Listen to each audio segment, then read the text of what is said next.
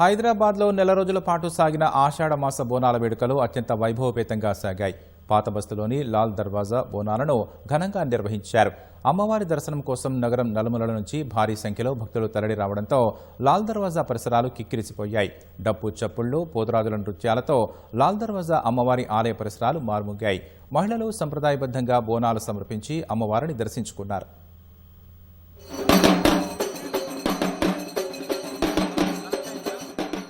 తెలంగాణ సంస్కృతి సంప్రదాయాలకు అద్దం పట్టే బోనాల వేడుకలు భాగ్యనగరంలో ఘనంగా ముగిశాయి. రాష్ట్ర వ్యాప్తంగా ఏటా శ్రావణ మాసంలో బోనాలు వేడుకలు నిర్వహిస్తే భాగ్యనగరంలో మాత్రం ఆషాఢ మాసంలో జరపడం ఆనవాయితీగా వస్తోంది.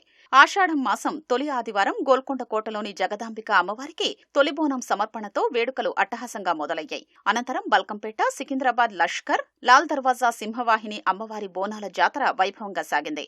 పలువురు ప్రజాప్రతినిధులు, ప్రముఖులు అమ్మవారిని దర్శించుకుని బోనం సమర్పించారు. ప్రభుత్వం తరపున మంత్రులు పట్టువస్త్రాలు సమర్పించారు.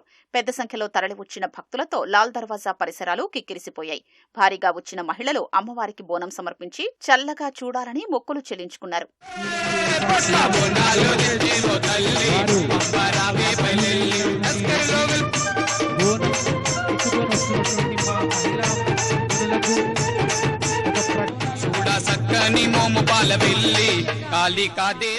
పాతబస్తీతో పాటు జంట నగరాల్లోని పలు ప్రాంతాల్లో బోనాల ఉత్సవాలు ఘనంగా జరిగాయి.